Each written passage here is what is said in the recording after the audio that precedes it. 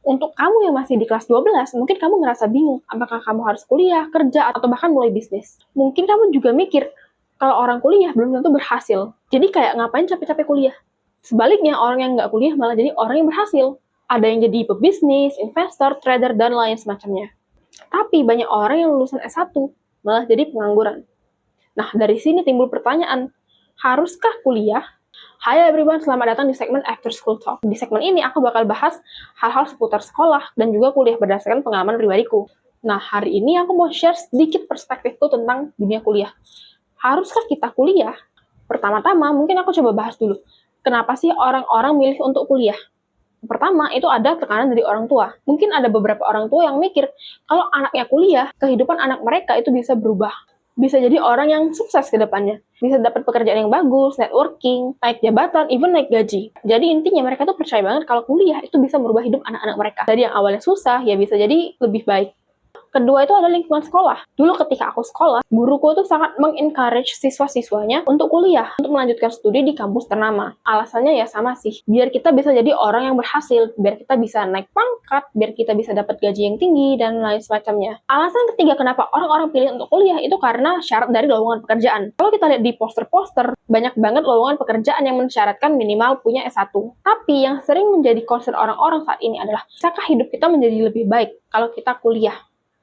Ya sebenarnya belum tentu sih, karena itu semua tergantung dari diri kita sendiri. Nah, karena kita nggak bisa prediksi masa depan, timbul pertanyaan, haruskah kita kuliah? Oke, jadi haruskah kita kuliah? Kalau menurutku pribadi, jawabannya tergantung. Tergantung cita-cita kamu, tergantung tujuan hidup kamu. Contoh, kamu mau jadi dokter, ya of course kamu harus kuliah. Karena untuk jadi dokter, kamu butuh lisensi untuk praktek. Lisensi itu bisa kamu dapetin dari pendidikan dokter, dari sekolah dokter, dari kuliah. Kamu harus ikutin seluruh prosedur untuk bisa jadi dokter. Kalau kamu mau jadi arsitek, kamu juga perlu lisensi. Dan lisensi itu juga cuma bisa kamu dapetin dari kuliah.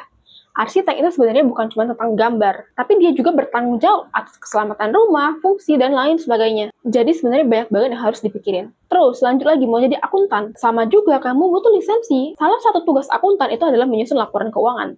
Nah, untuk menyusun laporan keuangan, kamu butuh yang namanya standar akuntansi. Kamu harus ngerti yang namanya standar akuntansi. Dan kamu nggak bisa asal menyusun laporan keuangan aja. Seorang akuntan itu harus bisa mempertanggungjawabkan semua angka yang ada di dalam sebuah laporan keuangan. Jadi tanpa terkecuali, laporan itu harus bisa dipertanggungjawabkan. Tapi, kalau cita-cita kamu mau jadi painter, mau jadi trader, investor, menurutku ya, kuliah itu bisa jadi sebuah opsi. Jadi ya bebas kalian mau kuliah atau enggak. Contoh nih, misalkan kamu mau jadi trader, kamu mau trading kripto atau trading saham. Sebenarnya kamu bisa ikut kursus aja. Kalau berdasarkan pengalaman pribadiku, jadi aku tuh dulu ada mata kuliah yang namanya investasi dan juga pasar modal. Di dalam mata kuliah ini sebenarnya hal-hal terkait investasi itu nggak dibahas secara mendalam. Jadi ya balik lagi kita harus ngertiin sendiri. Kita harus rajin-rajin baca buku, harus up to date tentang sebuah perusahaan, dan lain sebagainya. Atau bisa juga ngobrol dengan orang-orang yang benar-benar ngerti tentang investing. Nah, mungkin bagi beberapa dari kalian, kuliah itu terdengar keren. Mungkin kamu yang belum dapat kesempatan untuk kuliah, kamu ngerasa sedih. Tapi kabar baiknya, sebenarnya masa depan kamu itu nggak ditentukan dari kuliah.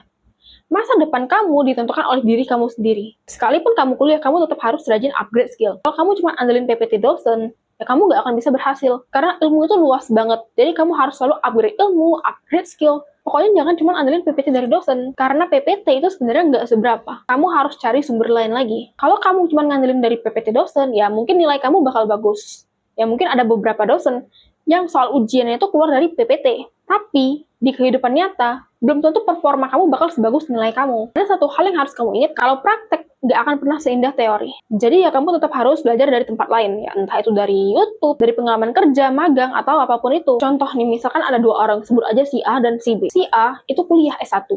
Tapi dia cuma ngandelin PPT dari dosen. Dia nggak belajar dari sumber lain. Dia nggak nonton YouTube, nggak nonton podcast, nggak ikut kursus, nggak upgrade skill. Di sisi lain, si B, dia nggak kuliah. Tapi dia selalu upgrade kemampuan dia. Dia ikut kursus, rutin upgrade skill. Nah, kira-kira siapa yang bakal berhasil? Menurutku pribadi, most likely si B yang akan berhasil. Jadi si B bakal outperform si A. Karena dia aktif untuk terus upgrade skill dia. Nah, itulah kenapa masa depan kamu ditentukan oleh diri kamu sendiri. Sekalipun kamu kuliah, tapi kamu adalah pelajar yang pasif, kamu nggak akan bisa berhasil. Jadi kamu harus tetap cari ilmu dari tempat lain. Jangan cuma andelin tempat kuliah. Tapi, kalau kamu selalu coba untuk upgrade skill, untuk upgrade ilmu kamu, kemampuan kamu, apapun yang kamu cita-citakan, pasti bisa berhasil, even kamu nggak kuliah. Jadi kalau kalian sama sekali belum punya kesempatan untuk kuliah, jangan kecil hati dulu. Jangan pernah mikir kalau kuliah adalah satu-satunya cara untuk bisa berhasil. Aku sangat percaya, banyak banget cara lain yang bisa kalian pakai, yang bisa kalian implementasikan, supaya kalian bisa berhasil, supaya kalian bisa meraih cita-cita kalian.